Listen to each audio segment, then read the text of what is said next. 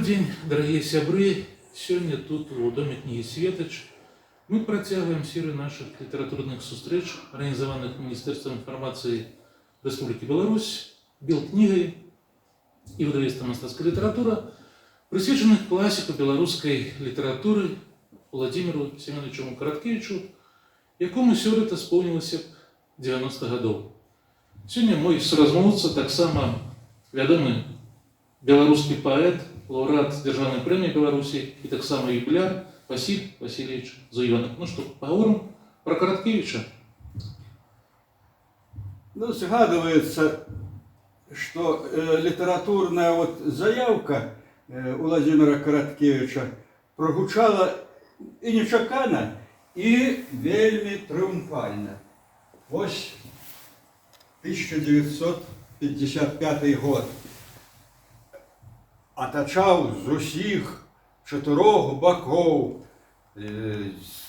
лузылкай восенню мой лясны будан. Это такая лексика нейкая могутная. И ён, Караткевич, выступал так дзецюком даволі высоким, стройным, и раптам адчуваецца па ўсёй этой лексике, что перед нами стоит герой верша. Але это не лиричный герой, якого можна чакаць от поэта, а это Машека, великий змагар, паўстанец, які сядзіць і расправляецца недзе з прагнятальнікамі сялян панамі. І вось гэты верш Машека прогучаў тады як камертон творчасці ўсёй Владимира Караткевича. Гэта стала зусім неўзабаве усім ясна і зразумела.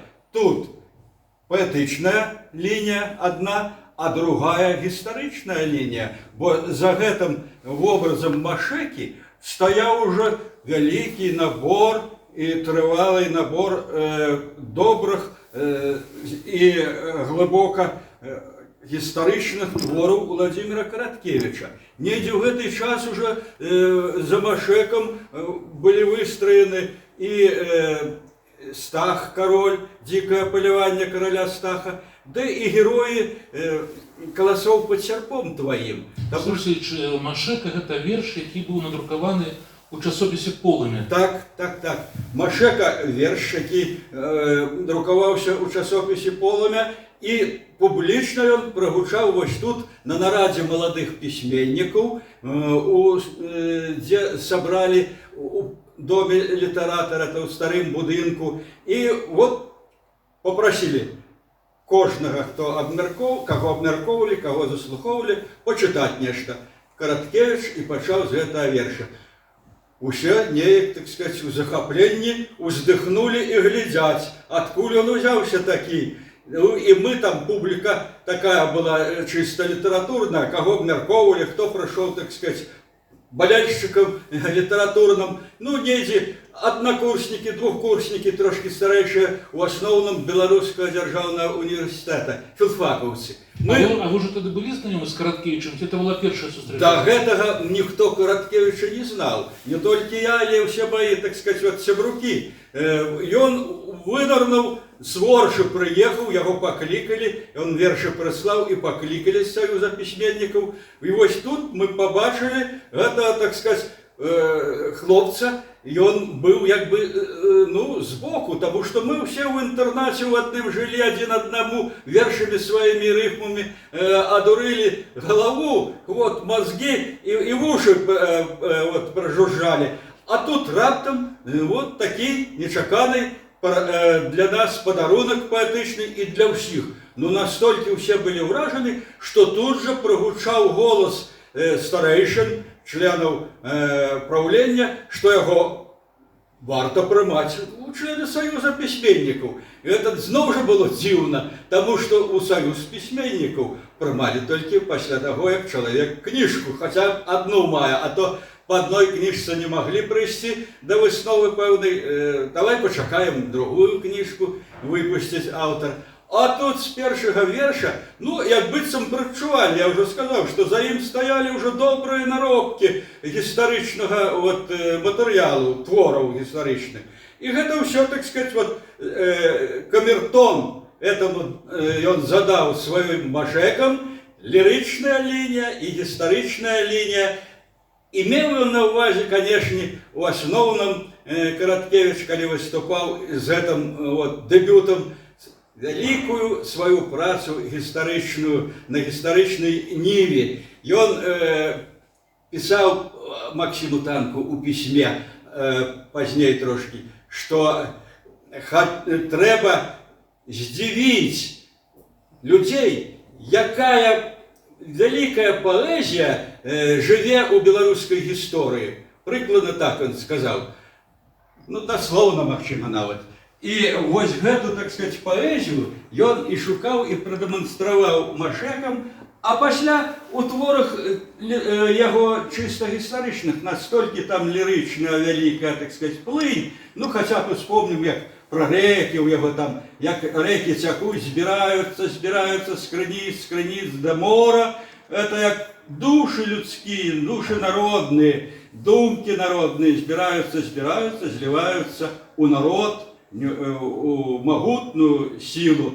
Вот так Короткевич пришел и в мою, так сказать, вот, свядомость, в мое литературное житие, и только моего поколения, так, я буду, не помилюсь, потому что мы, живучи в интернате, такого героя не чули, не прадбачили, сами себе мы ведали.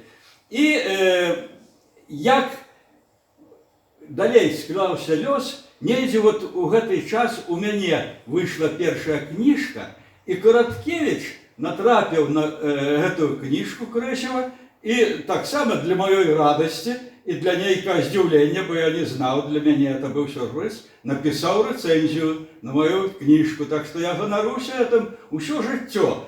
Короткевич не так запросто браўся пісаць пра некага. Вот. И, наколькі я помню, у яго былі рэцэнзіі на Алеся Наўроцкага, на Янку Сіпакова, вечаславянскіх паэт, на Барадуліна. Ну, а вот я в гэты спіс таксама трапіў з першай кніжкай, і вельмі такой, ну, для мяне, зноў жа нечакана пахвальнай. Ён быў добрай думкі, так скажем, стих про мою книжку. Вот такие у нас пачаліся уже чисто стасунки, не просто побачыць, паслухаць его сбоку, а такие асабістыя. И праз усё жыццё Короткевича у нас захаваліся вельмі добрыя, шчырыя сяброўскія адносіны.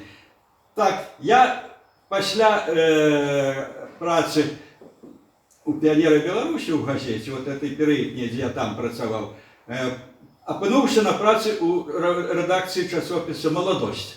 І вось тут зноў у мяне творчая сустрэча і сяброўская уже сустрэча з Владимиром Короткевичем. Я, відаць, першы, адзін з першых, так скажем, чытаў яго аповесць, ён яе назваў паэмай «Чазенне». Я чытаў зноў жа з захапленнем. А может быть, тут цікаво, як узнікла эта тема у Короткевича, далекоусходняя тема, ну, незвычайная, так будем говорить, для белорусской литературы.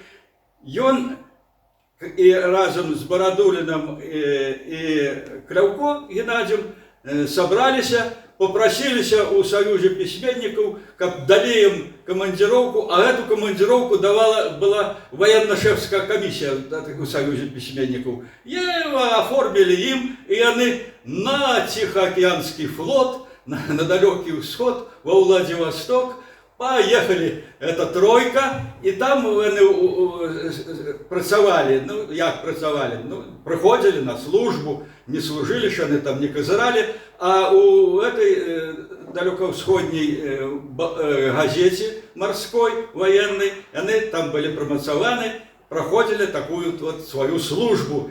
Ну, кожны набирался своего некого там материалу. Барадулин позднее написал про далекоусходних невест, что чакают с норда и веста женихов и глядят зелеными очима, как незанятые такси. А Короткевич ударился у тайгу, у рослинность, у свет этой рослинно-живельной, І ён настолькі пранікся гэтай, так сказать, тэмай, што пазней, калі я ўжо чытаў, я бачыў там просто энцыклапедыя вот, расліннасці гэтай далёка-ўсходняй. Такая на здзіўленне была ў яго і захаплення, і веды. Набраўся ён, і, відаць, па літаратуры, але і вот сваёй так дапытлівасцю, з якой ён адносіўся да прыроды. І самое великое, конечно, это чарзение, это образ древа, якое узбирается на такие вышини, крутые, горные, и осваивая эту целину горную, это духом таким наполнено, могутным, жыццёвым, и одразу это все переносится на человеческие, так сказать, характеры. Великой такой жыццёвой энергии дыхало это древо, это чазение. Вот что такое чазение, я доведался, когда читал рукопись, и теперь заўсёды вспоминаю, наколькі это могутная такая вот зарадка была для читачов с этой чазенией.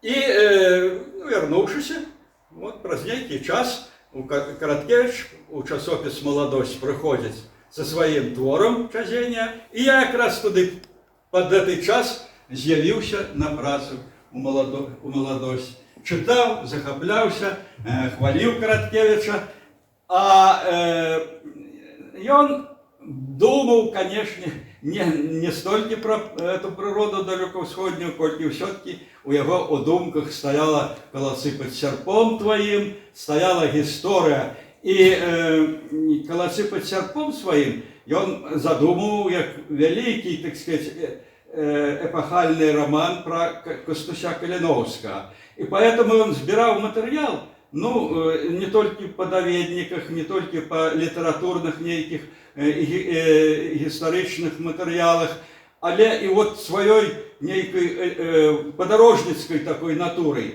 Якраз пад гэты час, калі ён вельмі актыўна працаваў, Акадэмія навук, Інстытут Акадэміі навук гістарычны наладзіў такія экспедыцыі па мясцінах гістарычна-архітэктурнай такой памяці і вывучаў іх, даследаваў, апісваў. Караткевич долучыўся до этой команды і самым сапраўдным чынам і даследаваў, але ён не толькі быў нейкім даследчыкам, але ў іншы раз і падказчыкам, таму што ён быў падрыхтаваны да падарожжа гэтага. І вот набіраўся тут матэрыял у яго.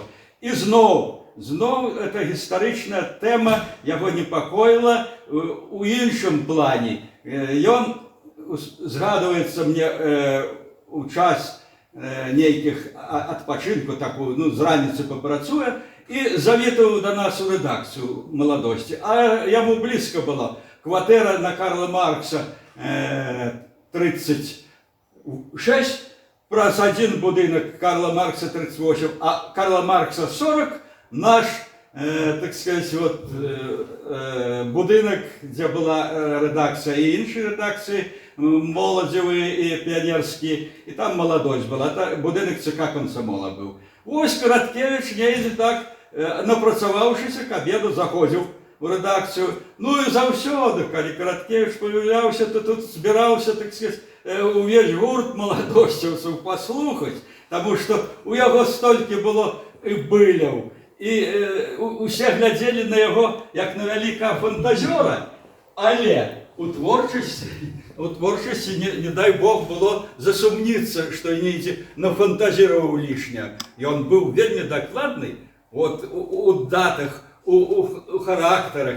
Ну, скажем так, засумняваешся ты вот умоўна, што у 1700 там нейкім годзе, у суботу это было, там нейкі князь, там ці нейкі шляхцюк памыўся ў лазні і прыходзіць, сядзіць, там п'е гарбату ці што, і пачнеш яго, так сказать, паджартоўваць. А як ты это все, што там субота была ці што?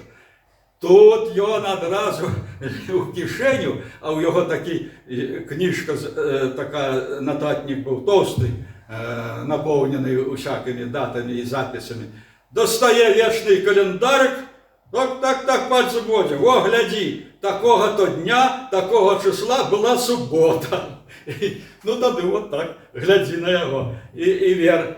Ну, і вось якраз, так сказаць, назбіраў ён вельмі багата матэрыялу, вот я кажу, ужо такога чыста як палявога, у палявым паездках. Удакладніў свае нейкія, так сказаць, тэарэтычныя даследаванні. І пры гэтых вот наведваннях Караткевіч заўсёды паяўляўся ў кішэні ці з газетай, а пасля стаў прыходзіць з нейкімі часопісамі ў кішэні. Выцягваў, вот так вот паказваў і гаварыў: вот, хлопцы, трэба за што брацца, трэба пісаць дэтэктывы. Вот як, ну і называў там, што ён зараз чытае, які дэтэктыў. Трэба рабіць беларускі дэтэктыў, таму што нам стаіць вялікая адказная, так сказаць, задача і неабходнасць заваёўваць чытача. Заваёўваць чытача. І чым заваяваць? Дэтэктывам. Ну, у яго матэрыял гістарычны, і таму ён звярнуўся да гістарычнага дэтэктыва. Ён фактычна заснавальнік у нас вот такога жанравага варыянту. Не проста гістарычны раман, але дэтэктыўны. І так з'явіўся у яго «Чорны замак Альшанскі». Зноў жа я яго чытаў упершыню, ну, магчыма так, чытачом, можа, другім, трэцім, всякім. Ну, прыносіў он у рэдакцыю нам для друку, я, як супрацоўнік рэдакцыі, чытаў.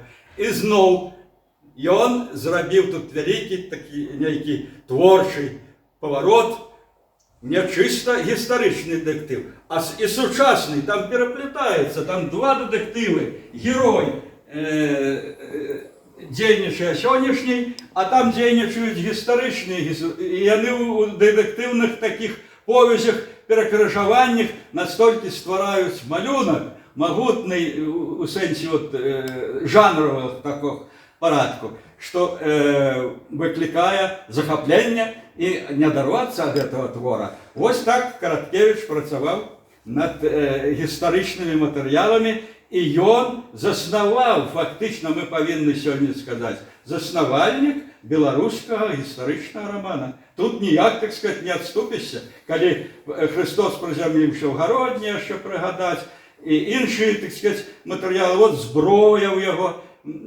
зноў жа пры мне ў маладосці друкавалася аповесць. Таксама, як яна з'явілася, цікава, дэталь цікавая, таму што раман пра Каліноўска ў яго быў задуманы магутны, шырокі, але ён недзе дзве кнігі напісаўшы, раптам спыніўся. Чаму? Это трошки, можа, і загадкава, но як былі матэрыялы ў яго ўжо бліжэй да Каліноўскага, і вось гэты кавалак, які стаў аповесцю зброі, быў з тых задуманых кніг і раманаў пра Кастуся Каліноўска. Але вот этой прыпынак недзе падштурхнуў яго, і ён прынёс, ён самастойны твор. Это як ездзілі, так сказаць, з Беларусі падпольшчыкі, недзе, так сказаць, падрыхтавацца да паўстання, набыць нейкую зброю. У Маскву яны ездзілі, каб узброіцца. Вот прыкладна так аб гэтым гэта аповесць. Я яе зноў жа чытаў, і зноў Караткевіч, як мне уяўляецца, як бы вот нейкі адпачынак браў гэтай сваёй аповесцю, ды і чазенне таксама, адкланне нейкае, таму што гістарычна он настолькі быў, так сказаць, заглыблены, відаць, нейкая натомленасць трошкі адчувалася ў яго перад галоўным рывком да Кастуся Каляноўска, да яго образа, і ён нейкі перапыначак зрабіў. Вось яму гісторыя з чазенняй дала гэты перапынак для нейкага такого адклання. Дарэчы, там герой галоўны у чазенні, фізік, які працуючи над великими нейкими проблемами фізичними, перетомився і приїхав на далекий Усход взяти, так урачі йому порадили, взяти нейкий, так сказати, отгул, отпочинок. І він став на ноги там, змужнів, вернувся і знову до своєї праці взявся. Видать, недзе у підтексті Короткевич трошки і себе бачив от у такій недзе ситуації, як його герой. Ну і що сказати про докладність ще Короткевича? Ён був начитаний, вельми начитаний, і ніколи не спинявся у своїх пошуках. І завсёды адгукаўся на любую прапанову рэдакцыі з'ездзіць у камандзіроўку. Это было, так сказать, для яго вельмі важна, зноў жа для пошуку матэрыяла. Ён заўсёды далучаўся, знаходзіў там свае матэрыялы, свае тэмы. Вось так у нас некалькі матэрыялаў, но мне запомніўся яго вялікі нарыс, напісаны да тысячагоддзя Турова. Он поехал туда в командировку с нашим фотокорреспондентом Владимиром Ждановичем. Есть, до речі, цікавий здимок с котиками стоит Короткевич. Это вот с той поездки туровской его. Чим мне так трошки, я нагадаю эту деталь цікавую, запомнилась, у память засела, это оповесть. Нараз його називався «Студена весна» альбо «1000 год і 7 дзён». Ось якраз весна була студена, вот така прикладна, як у нас сьогодні, до сьогоднішнього дня. І 7 дзён вони там прибули в командировці. Ну от, видать, під настрой надвор'я Короткевича некие такие трошки почалися з'являться задзірысныя асюлькі до тысячагоддзя. Нешта яму там не зусім спадабалася, мусіць, туровцы не надта дбайна рыхтаваліся да юбілею. І он про это, так сказать, думаў, збіраўся і сказаў. Але у школе, наведаваў ён школу, убачыў клумбу. И клумба, ну, без рослин, такая, так сказать, голая, только из-под снегу. И вот она ему сдалась, как могила. И он эту могилу перенес, как быцем бы, что тут так само все нечто пахнет неживым, нема энтузиазма того, как дощогодзя.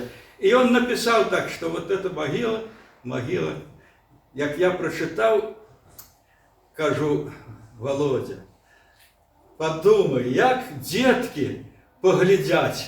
Это ж яны своими ручками, своими, може, маленькими дитячими рыдлёвочками зробили этой пагорочек. Да и он зарасте кветками, засадить, расквітне, а ты раптом им могилу приписуєш. Як яны будуть переживать?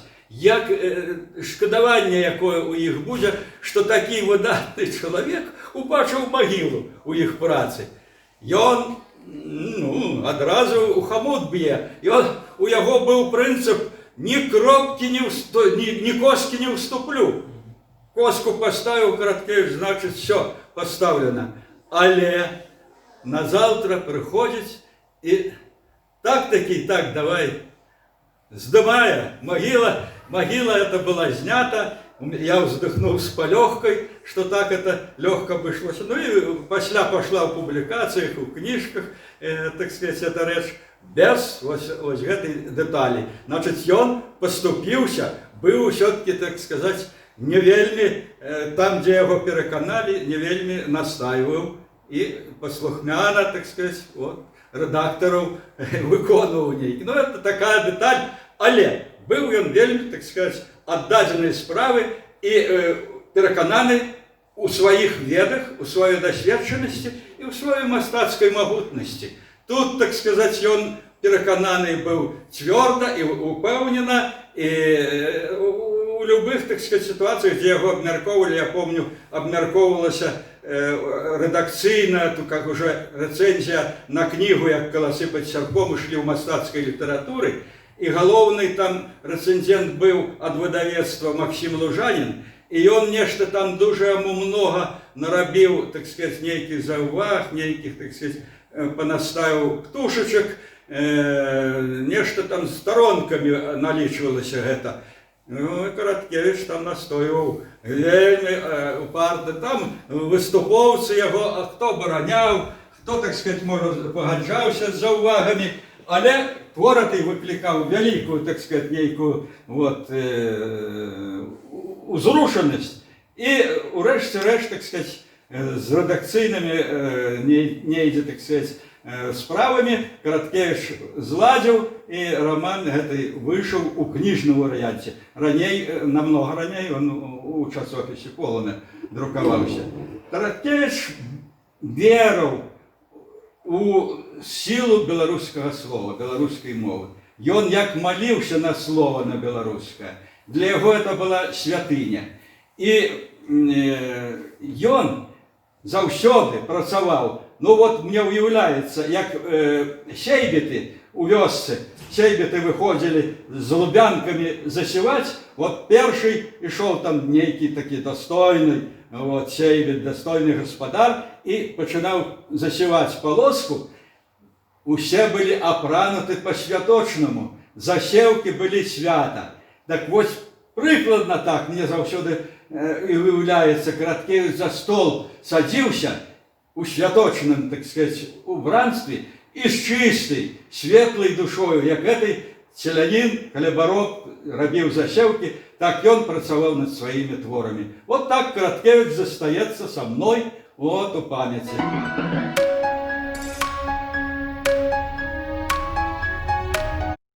Василий Васильевич, от коли вернуться до початку нашей размовы, ось вы згадали молодой Короткевич, ну ему там 27-28 годов, и он у Союзе письменников, читая верш Машека, и старейшины говорят, что треба принять его у Союз письменников. Це ж була редка з'ява.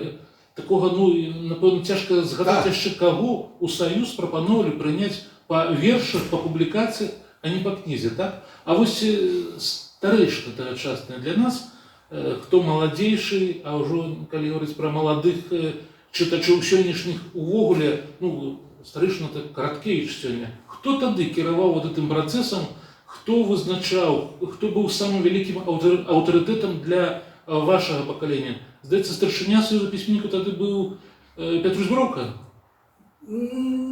Навряд. А Союз письменников узначальвал Бровка, позднее Максим Танк. Ну так уже при моей такой литературной уже сталости Максим Танк был. У основном я затыкался и в Союзе письменников, когда я працаваў после часописа «Молодость», я уже с Максимом Танком имел рабочие дацяненні. А кто авторитетом для нас, вот для нашего поколения? Авторитеты были у нас могутные. О, все. Ян Кабрыль, так сказать, Мелиш Иван, Шамякин Иван, у поэтов Аркадий Куляшов, Пимен Панченко. Ну, это приклады были, это, так сказать, классики были. Они для нас были, як, так сказать, вот нейкой зоркой, примирайся до його. Але вони вельми були доступні усе. Трошки, може, замкнутість така була у Аркадія Куляшова. А остальні то були, як по-сябровську. Сустракали тебе, хоть ты молоден, хоть ты так початковец, ніяких, так сказать, вот этих померов и у ушинях не было и не отчувалось. И они наближались, и до себе наближали. И прикладом человечим, и прикладом творчим. Вот это наша школа была, в основном школа. Ну там классики Купала, Колос, Богданович. Что для кого? Для меня, скажем, это был Якуб Колос, «Новая земля». Это непревзойденный твор. Его и сегодня никто, так сказать, не пересягнул. Это великая, так сказать, эпопея варта романов. Вот, настолько, так сказать, широко и глубоко показано селянский побыт, селянский характер, народный характер. У вас у 60-е годы вийшли перші книжки. І Караткевич так само, він починав кришку раніше, але прикладно в цей час так само книжки поезії виходили і у його. Ось що це був за час для білоруської поезії? Наскільки вона була запотребована? Яким тиражом тоді книжки, звичайно, виходили? О, ну, тиражи были нормальные, пристойные. Ну, нельзя, так сказать, коли вот классичные творы, то это несколько десятков до сотни доходило тысяч. А вот такие звичайные для початковцев нельзя 5000. Вот. Ну, 3000 это редко было. Пристойные тиражи были вельми и вельми, так сказать, они планувалися, по-перше. Вот видавецтво планувало, и видавецтво не проигрывало, заходились. Тогда читацкий інтерес і зацікавленість вельми висока була. І в тим ліку і до поезії, не кажучи вже про прозу. А що, скажем, Шамякиным зачитывались от школьников до, так сказать, самых головных цыковских партийных работников. Читали Шамякина, ведали. Ну, а як виступив, так сказать, Мелеш своей полесской хроникой, так это наогул же з'ява была, и вот узор, и мовный узор, до речі, он перший, так сказать, спробу такую зробив, он покутав, як викрутиться з этого, вот, герої його говорять не їх мовою. Коли чисто литературной мовой писать, лексику, так сказать, выглаженную, вот такую подавать, не то, навіть вони говорять. І раптом это, так сказать, гениальная его думка вот, Івана Павловича. Дай їм сказати так, як вони говорять. І ось вони, як почали говорити по-своєму, то загучав і роман, загучали герої, а жили герої. Это великая знаходка. И я вот увесь час думаю так, о прикладах, як тяжко прозаїкам нашим узяться, скажем, за робочую тему. Вот поспробуй, молодий сьогодні прозаїк, що ти, яка там мова? Писати чисто літературною мовою, герої так не говорять.